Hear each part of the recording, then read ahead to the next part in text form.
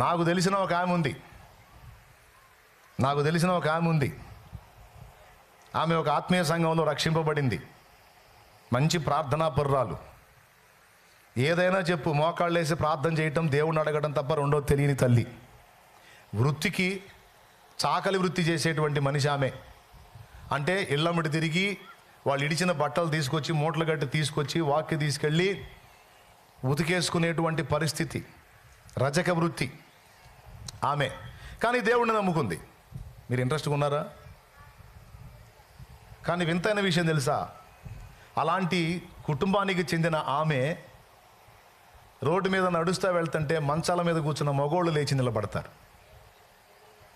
రియల్గా జరిగింది. మళ్ళీ ఈ కులం ఆ కులం అని లేదు. ఆమె ఏ బజార్లో గుండపోతే ఆ బజార్లో మగోళ్ళు మంచాల మీద కూర్చున్న వాళ్ళు, అరుగుల మీద కూర్చున్న వాళ్ళు లేచి నిలబడతారు.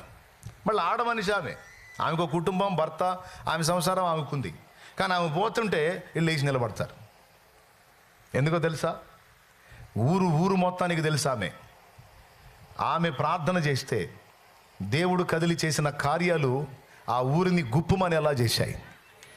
దేవునికి స్తోత్రం కలుగును గాక. ఎలాంటి కార్యాలు తెలుసా? గేదె పాలి లేదనుకో, 2 రోజుల నుంచి పాలి లేదనుకో, పల్లెటూళ్ళలో మరి పశువులే కదా వస్తారు. ఇట్లా గేదె పాలి ఇట్లేదంటే పోయిద్ది, దాని మీద చేయించిద్ది, నిలబడి ప్రార్థన చేసిద్ది, భారంగా ప్రార్థన చేసి కూర్చోమ్మా అంటుంది. కదలకుండా గేదె పాలు ఇచ్చిద్ది. ఇంక మళ్ళీ తినటం అనేది ఉండదు, సైలెంట్గా పాలు ఇవ్వాల్సిందే. తేలు కుట్టిందని వస్తారు, ఎగురుకుంటా. తేలు కుట్టితే ఎట్టుంటుంది తెలుసా మీకు? ఎంతమందిని కుట్టింది? చేతులు ఎత్త. భలే హాయిగా ఉంటుంది అంట తేలు కుడితే. నొప్పి, సలుపు, భయంగా ఉంటుందంట, ఎగరటమే. అప్పుడు తేళ్ళు ఎక్కువ. ఆ తేలు గుళ్ళు వస్తారు. వస్తే వాడు ఎగురుకుంటా వచ్చేవాడు కూడా. బాగా వినండి అమ్మ, ఆడవాళ్ళు వినండి, మగవాళ్ళు కూడా వినండి. ప్రార్థన చేస్తే జీవం ఎలా ఉంది, దైవ శక్తి ఎలా పనిచేసేది అనేది చెప్తున్నాను నేను. ఎగురుకుంటా వచ్చినవాడు కూడా నూనె తీసుకొని యేసు రక్తం చేయమని చెప్పి అక్కడ రాసి ప్రార్థన చేసి, అంతలావని ఎగిరేవాడు ఈ ప్రార్థన సరిగ్గా సైలెంట్గా కూర్చుంటాడు. అంతలావని ఎగిరేవాడు గందరగోళం అయిపోయాడు. ఈ ప్రార్థన ఆమేన్ అనేసరికి కదలకుండా కూర్చుంటాడు. తెలుసా? ఆ విషయం దిగిపోయింది. అలాగున ఆ ఊరు మొత్తంలో ఏ ప్రాబ్లం అయినా, జ్వరమైనా, రోగాలైనా, ఏ ఇబ్బంది అయినా సరే ఆమె దగ్గర రావటం, ప్రార్థన చేయించుకోవటం. భర్త గమనిస్తూ ఉన్నాడు. ఆయనకేమో యేసు ప్రభు తెలియదు. ఆయన ఏమనుకుంటున్నాడంటే మా ఆవిడ మంత్రగతి అనుకుంటున్నాడు. రోజు అడుగుతాడంట, ఆ మంత్రం ఎందుకు చెప్పవే నాకని. మంత్రం లేదు, పాడు లేదా, యేసునామంలో ప్రార్థన చేస్తానంతే, ఏ మంత్రం లేదు, పాడు లేదు, నా ప్రభు శక్తి వాళ్ళని తాగుతుంది, స్వస్థత పొందుతున్నారు అంతేనయ్యా అంటే ఎగిరితంతాడంట. తెలుసా? నా దగ్గర నాటకాలు ఆడతావే, భర్త దగ్గర దాచొచ్చా? నా దగ్గరే దాస్తున్నావు అంటే మామూలు దానివి కాదు, నువ్వు ఏం దాచావో నా దగ్గర అని కొట్టేవాడంట. మళ్ళీ ఎవడన్నా తేలుగుట్టినోడు వస్తే ఆయన కళ్ళ ముందే అక్క తేలుగుట్టింది అక్క అనుకుంటా వస్తే ఆమెతో నూనె రాసి ప్రార్థన చేస్తే ప్రార్థన ఆమెనైనా సరిగ్గా తగ్గిపోతుంది. మళ్ళీ బాత్రూంలో బకెట్ తీసుకెళ్ళి నీళ్ళు పెడతాడంట. ఆమె పోసుకునేటప్పుడు ఆమె బకెట్ నీళ్ళు తీసుకెళ్ళి, ఇదిగో నీ భర్తను అయి ఉండి నేను నీళ్లు మోస్తున్నాను, ఆ మంత్రం ఎందుకు చెప్పవే అంటాడంట. అప్పట్లో ఈ మంత్రాలు ఉండే ఆయన ఏమనుకుంటున్నాడంటే ఆవిడ మంత్రగత్త అనుకుంటున్నాడు. ఆమె చెప్పింది ఒకటే సమాధానం, ఏ మంత్రం లేదయ్యా, ఏ తంత్రం లేదు, నా ప్రభు నామంలో శక్తి అయ్యేది, యేసు నామంలో ఉన్న బలం అది, ఆ నామం అన్ని నామముల కంటే పైనామము, ఆ నామం ఎత్తి ప్రార్థన చేస్తే దాని వల్ల జరుగుతున్న ప్రభావం ఇది. నీకు అర్థం కావట్లేదు నేను చెప్పినా, నాకు మంత్రాలు తెలియచావయ్యా, నేను అసలు ఆ సెక్షన్ నాది కాదు అని ప్రార్థన చేసుకునేదాన్ని, నాకేం తెలుసా ఈ మంత్రతంత్రాలు. మళ్ళీ పటాపటా కొట్టేవాడు, నా దగ్గర దాస్తావని. ఒకరోజు పొలానికి వెళ్ళాడు, బామ్మర్ది వరుస అయ్యేవాడిని తీసుకొని పొలానికి వెళ్తే ఆ పొలంలో పని చేస్తుంటే, ఆ పని చేసేటప్పుడు ఈ బామ్మర్ది వరుస అయ్యేవాడికి మండ్రగబ్బ కుట్టింది. వాడు ఎగటం మొదలు పెట్టాడు, బాగా అయిపోయింది నా పని అని. కొంతమందికి ధనుర్వాతం అనే జబ్బు ఉంటుంది. కాస్త ఇట్లాంటి వాతపు ఒళ్ళు ఉన్నోళ్ళు, ఇట్లాంటి జరిగినప్పుడు ప్రాణాలు కూడా పోయే అవకాశం ఉంటాడు. తలకిందులు అయిపోయి కళ్ళు తేలేసాడు. ఏందిరా ఇది పుట్టింది బావా అని చూస్తే అది మండ్రగబ్బ. అది ఏం కాదురా అంటే ఇటు తేలేస్తున్నాడు కళ్ళు. అయిపోయింది బావ, నేను బతకను బావ అని చెప్పి తీసుకెళ్ళి చెట్టు కింద బండేసి, ఇంటికి పోదాంరా, మీ అప్పగా అప్ప ఏదో అంటదరా, 4 ముక్కలు అంటది, ఊరకనే దగ్గర ఎందుకు భయపడతావు అంటే, ఏ కాదు బావా, ఆడదాకా వచ్చే పరిస్థితి లేదు, నా పని అయిపోయింది అంటున్నాడు. అప్పుడు ఏం చేయాలా, ఈయనకి అర్థం కాక ఆ తలగొడ్డు తీసి, ఆ పారాడబడేసి తలగొడ్డు తీసి మెడలో వేసుకొని, కాలువలు పారతాయిగా పొలాల్లో, ఆ కాలువ దగ్గరికి వెళ్ళి కాళ్ళు చేతులు కడుక్కొని దోసెడితో నీళ్లు తీసుకొచ్చి ఆడికి ఏడైతే తేలు గుట్టిందో ఆడబోసి వాళ్ళ ఆవిడ మోకాళ్ళు వేసిద్దిగా, అట్నే మోకాళ్ళు వేసి అప్పుడు ప్రార్థన చేస్తున్నాడంట. ఏమన్నా తెలుసా, నా భార్య దేవుడైన యేసు ప్రభువా, నా భార్య దేవుడైన యేసు ప్రభువా, నీకు ఎట్ట చెప్పాలో ఏం చేయాలో నాకైతే తెలియదు, ఆ అమ్మకి తెలుసు, నాకు తెలియదు. వీడు చచ్చేటట్టు అదురుపోయి, దయచేసి ఇన్ని బాగు చేయి, ఇన్ని స్వస్థపరచు, వీడికి ఆ విషయం విరిగిపోవాలి యేసు ప్రభువా, యేసు ప్రభువా అని చెప్పని ఇంకా మొత్తుకుంటున్నాడు. అది ఇంత వాడు నిద్రపట్టాడు.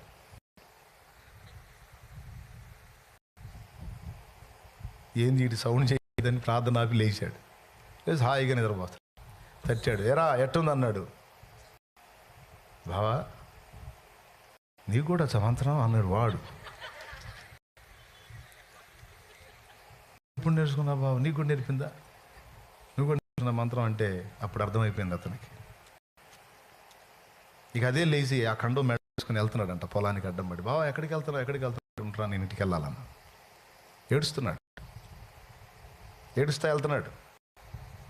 ఎందుకు ఏడుస్తున్నావు, ఏం జరుగుతుంది, ఏం బావరా, పోదాం ఉండు అంటే, ఆగురా నేను వెళ్ళాలా అని చెప్పి నేరుగా ఇంటికి వెళ్ళిపోయి భార్య 2 కాళ్ళు పట్టుకొని ఏడ్చాడు, నన్ను క్షమించమ్మా అని. నన్ను క్షమించమ్మా అని 2 కాళ్ళు పట్టుకొని ఏడ్చాడంట, భార్య కాళ్ళు పట్టుకొని. ఎందుకయ్యా ఇట్లా చేస్తున్నావు, ఎందుకయ్యా ఏం చేసావు. ఎందుకంటే మెంటలోడు కదా, మళ్ళీ కాళ్ళు నీళ్లు తోడతాడు, కొడతాడుగా, కాళ్ళు పట్టుకుని మళ్ళీ ఏం కొడతాడు, కాళ్ళు ఆడిపోతున్నామే. అప్పుడు చెప్పాడు, ఏడుస్తా చెప్పాడు, నిజంగా నువ్వు ఏ మంత్రగతివో ఏ మంత్రం ఉందో నీ అనుకున్నాను. కాదు, మంత్రం లేదు, తంత్రం లేదు, నీవు నమ్మిన దేవుని నామంలోనే శక్తి ఉంది. అది యేసునామం, అది యేసునామం. ఆ ఊర్లో మొదటి సేవకుడు ఆయన అయ్యాడు. ఆమె భర్త మొదటి సేవకుడు అయ్యాడు. ఆయన ఆమె ఇద్దరు కలిసి సేవ చేసి అనేక దేవుని కొరకు సంపాదించారు. ఆ ప్రాంతంలో క్రీస్తుకు సాక్షులుగా నిలబడ్డారు. దేవుని కొరకు త్యాగపూరితమైన బుద్ధి కలిగి ప్రతిష్ట కలిగి మనం నిలబడితే మనలోకి వస్తాడమ్మా. ఆయన నివాసం ఉంటాడు. పరిశుద్ధాత్ముడు మన అభిషేక రూపమై ఉండి మనం తాకిన వ్యక్తుల్ని స్వస్థపరుస్తాడు. మనం అడుగుపెట్టిన స్థలమును ఆశీర్వదిస్తాడు. మనం అడుగుపెట్టిన ఇళ్లను ఆశీర్వదిస్తాడు. మనం మాట్లాడిన వ్యక్తుల హృదయాల్లో మార్పు తీసుకొస్తాడు.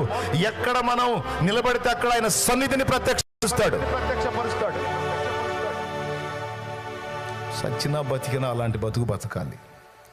సమాజానికి 10 మందికి దీవెనకరంగా 4 ఆత్మల్ని రక్షించే విధంగా బ్రతకాలి.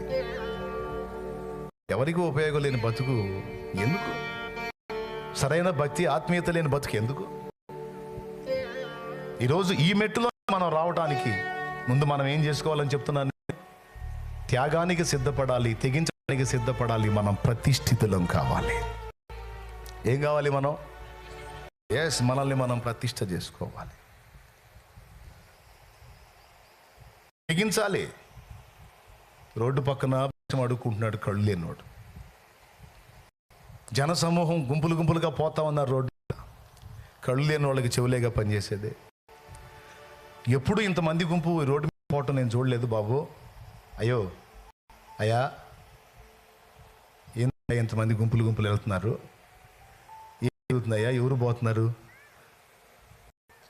వాళ్ళలో ఒకడు అన్నాడు, నీకు తెలియదా, నజరేయుడగు యేసు ఈ మార్గాన పోతున్నాడు. యేసు ప్రభువా? ఇప్పుడు నా ముందు పోయింది యేసు ప్రభువా అని నిశ్చేష్టుడైపోయి, అయ్యా ఎంత దూరం పోయి ఉంటాడు అని అడిగాడు. దాటిపోయాడు, చాలా దూరమే పోయాడు, నీకు అందడు. వేసాడు కేక. దావీదు కుమారుడా, దావీదు కుమారుడా యేసు, నన్ను కరుణించయ్యా, నీకోసమే నేనున్నాను. ఏ ఆశ లేదు, ఇంకా నాకు వేరే నిరీక్షణ లేదు. అంధకారం అయిపోయిన నా జీవితాన్ని ఏనాటికైనా నువ్వు వస్తావు, వెలిగిస్తావని ఎదురు చూస్తా ఉన్నాను.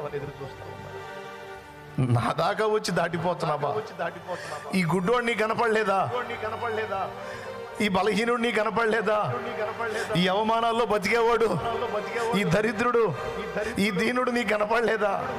నా దాకా వచ్చి నన్ను దాటిపోతావా ప్రభు? వేసాడు, కేకలేస్తా ఉన్నాడు. కేకలేస్తా ఉంటే కొంతమంది వచ్చారు. కొంతమంది వచ్చి, రేయ్ గుడ్డోడా, నోరుమై,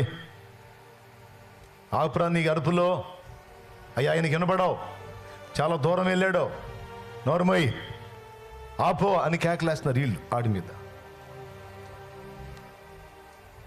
వాడేం చేశాడు తెలుసా? అడుక్కునేవాళ్ళు మనం గెదింతే లోపడతారు, ఎందుకంటే మనం భిక్షం ఏమేమో అనే భయం వాళ్ళకి. ఏమండి, ఇంట్రెస్ట్గా వింటున్నారా?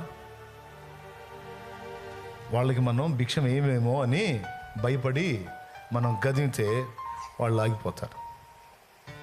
కానీ ఈరోజు అతని నిర్ణయం అతని లైఫ్నే ఒక ఆశ్చర్యకరమైన మలుపులోకి తీసుకెళ్ళిద్ది. ఇప్పుడు అతను ఏం చేయాలి అంటే తెగించాలి. ఈ రెండు ఆప్షన్ లేదు. ఒకటి, శాశ్వతంగా గుడ్డి బతుకు బతకడానికి ఫిక్స్ అయిపోవాలి, లేదా ఏమైతే అది అయింది, వీళ్ళు భిక్షం వేస్తే వేశారు, పట్టించుకుని లేకపోతే లేదని తెగించాలి.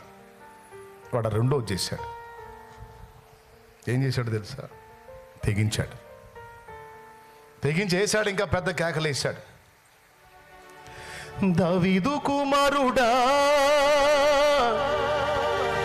నన్ను దాటిపోకయ్యా, నజరేతువాడా,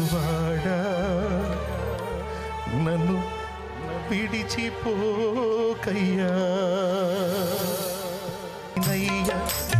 నువ్వు తెరువవా, మగవాడినయ్యా, నా స్వరము నీయవా, గుడ్డివాడిన. ఏమండి, వాడు ఎందుకు తెగించాడో తెలుసా? వాడు అనకూడదులే, ఆయన ఎందుకు తెగించాడో తెలుసా? అక్కడ లేనాడు. ఈ దరిద్రులు ఏం చేయాలండి? వచ్చిన దరిద్రులు ఏం చేయాలండి?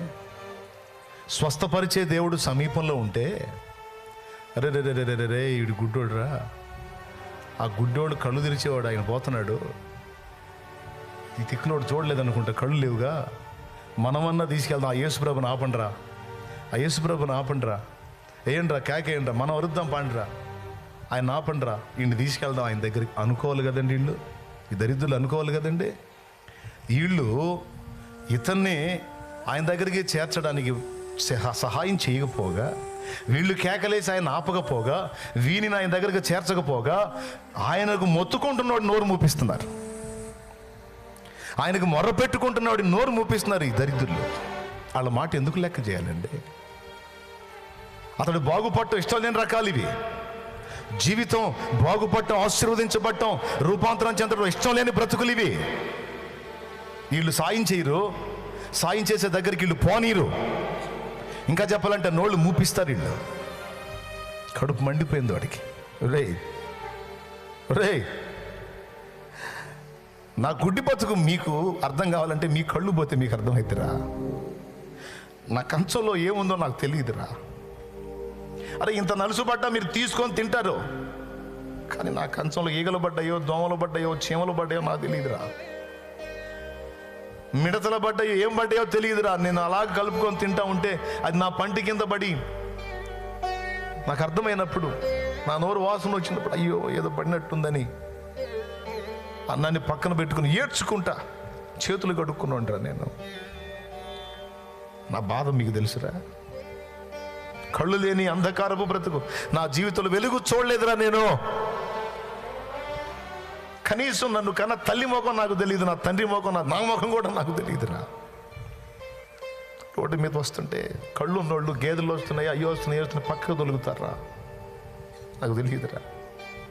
ఎక్కడ గుంటుందో ఎక్కడ మెరకుందో నాకు తెలియదురా, ఎక్కడ పశువులు నా మీదకి వచ్చి పడతాయో నాకు తెలియదు. ఎన్నోసార్లు పశువులు నీటినప్పుడు కింద పడి కాళ్ళు దెబ్బతిన్నాయి. గుంట మెట్ట అర్థం కాక పడి ఎన్నోసార్లు నా మోకాళ్ళు కొట్టుకుపోయింది. కన్నీళ్ళు రా నా బ్రతుకు, శాపం రా నా బ్రతుకు, ఏడుపు రా నా బ్రతుకు. నా కళ్ళు వెలిగించేవాడు, నన్ను బాగు చేసేవాడు నా ముందుగా పోతుంటే నా కోసం ఆయనను కేక వేసి ఆపకపోగా, నన్ను ఆయన దగ్గరికి చేర్చకపోగా, దరిద్రులారా నా నోరు మూపిస్తారా? మిమ్మల్ని నేను ఎందుకు లెక్క చేయాలరా? నేను మిమ్మల్ని నమ్మను, నేను ఆయననే విశ్వసిస్తాను, నేను ఆయననే నమ్ముకుంటాను. ఎందుకంటే మీలాంటి కఠినుడుగా ఆయన దయగలవాడు. ఎంతో మందిని బతికించినోడు, బాగు చేసినోడు, స్వస్థపరిచినోడు. నా మొర వినడా అని మళ్ళీ పెద్దగా అరిచాడట. దావీదు కుమారుడా అని ఇంకా పెద్దగా వేశాడు. ఆగిపోయాడు యేసయ్య. విశ్వాసాన్ని సిగ్గుపరచని దేవుడు నా దేవుడు, నమ్మికను వమ్ము చేయని దేవుడు నా దేవుడు. ఆయన పేరు నజరేయుడగు యేసు. ఆగిపోయాడు. చక్క నడిచేవాడు టక్కున ఆగిపోయాడు. ఆయన వెనక పెద్ద గుంపు, జనసమూహం, గోల. ఇంత గోలలో ఆ దీనుడి ఆర్తధ్వని విన్నాడు.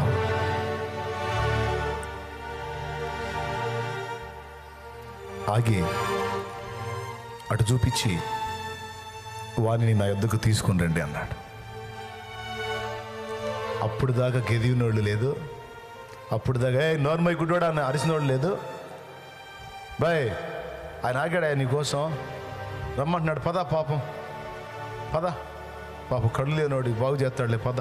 ఒరే అప్పుడు అంతకుముందే గదివి తిరిగదురా, అంతకుముందే గోల్ చేసి తిరిగి గందరగోళం చేస్తే నోరుమై నీకు భిక్షమేమంటే.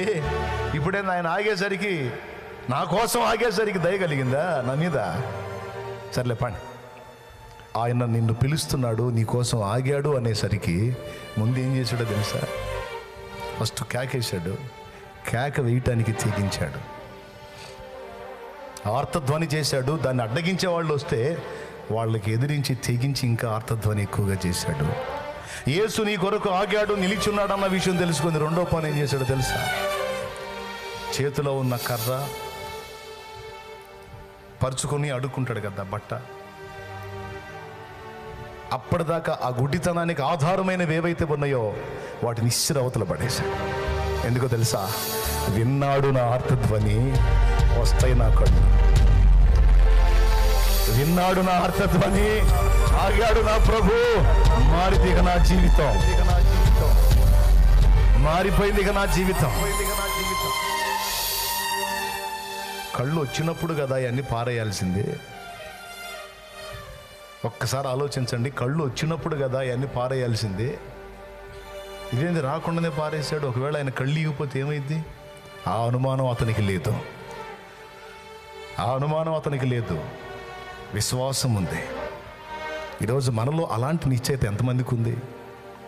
ప్రార్థన చేసి ఆర్తధ్వని చేస్తాం, ఆర్తధ్వని ఆయన దగ్గరికి వెళ్ళింది, జవాబు వచ్చింది ఖాయము అనే నిశ్చయితతో వాడు తెగించినట్టు తెగించే వాళ్ళు ఎంతమంది? 3 తెగించాడు. మొట్టమొదటిది దాటిపోయాడు, ఇంకేం అందుతాడు అనుకోలేదు. వేద్దాం కేక, వినపడ్డ కాడికి వినపడిద్దని పెద్దగా కేక వేయటానికి తెగించాడు. రెండవది అడ్డగించే వాళ్ళని ఎదిరించడానికి తెగించాడు. మూడవది ఆ పాత స్థితిని, ఆ పాత గతిని, ఆ పాత అనుభవాల్ని విసర్జించడానికి ఇష్టపడ్డాడు. పాత అనుభవాలని, ఆ పాత శాపగ్రస్తమైన జీవితాన్ని ఇక నాకు అక్కర్లేదు, నా ప్రభు నా స్వరం విన్నాడు, నా కోసం ఆగాడు, నేను ఆయన దగ్గరికి వెళ్ళిపోతాను, నేను ఆయన దగ్గరికి వెళ్తాను.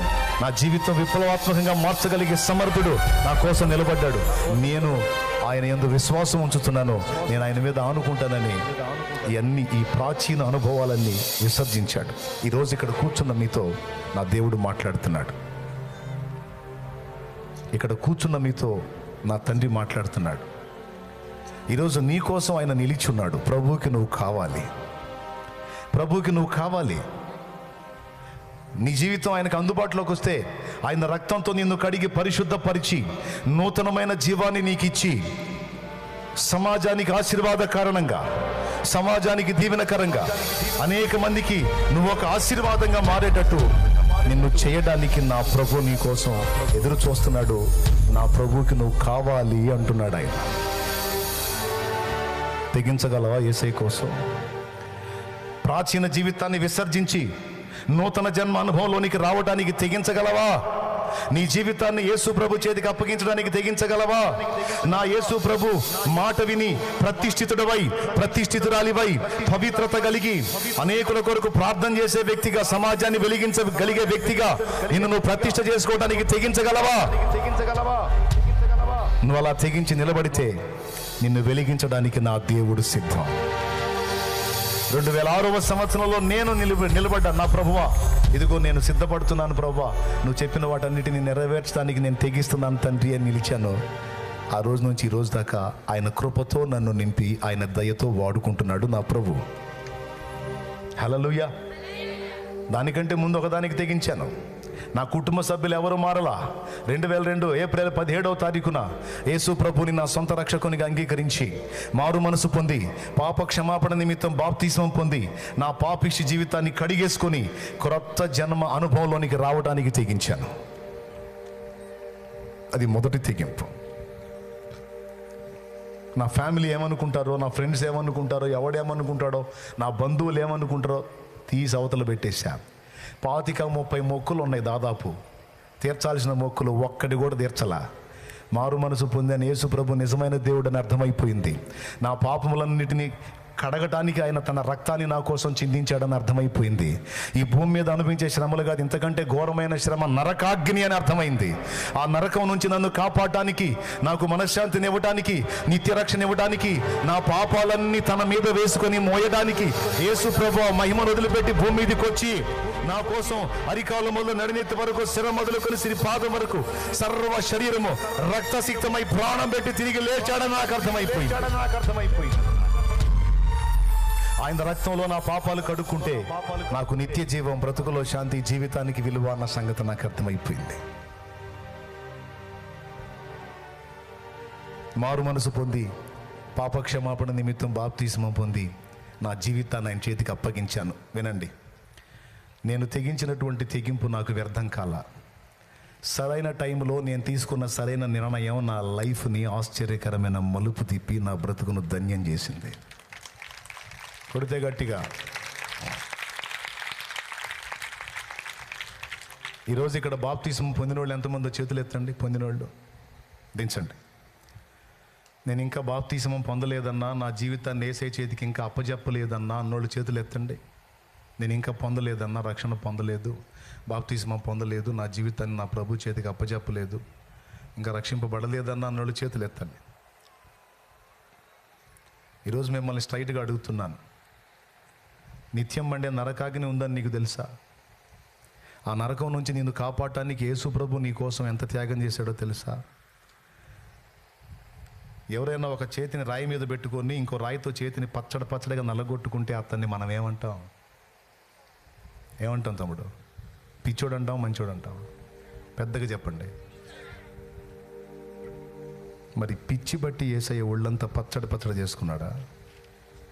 మైండ్ పోయి చేసుకున్నాడా? మనసు బాగలేక చేసుకున్నాడా? మెంటలేకి చేసుకున్నాడా?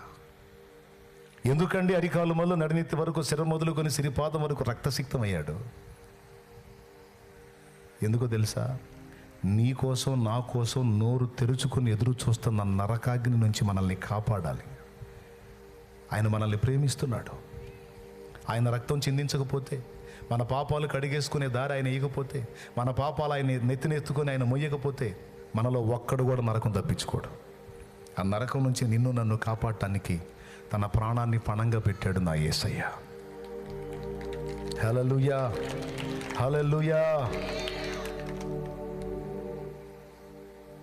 ఇప్పుడు ఆయన ఇచ్చిన రక్షణ పొందకపోతే నష్టం ఎవరికి? యేసు ప్రభుకా లేకపోతే నీకు నాకా? నష్టం ఎవరికి? మరి ఇన్నాళ్ళు ఎందుకు తెగించలేకపోయావు రక్షణ పొందడానికి? ఒకవేళ నీకు అర్థం కాక తెగించలేదా? మరి ఈరోజు అర్థమయ్యేటట్టు చెప్పాక ఈరోజు తెగించగలవా? నేను బాప్తిసం పొందినప్పుడు స్పేర్ బట్టలు కూడా తీసుకెళ్ళలా. ఇట్లాంటి కూటానికి పోయా.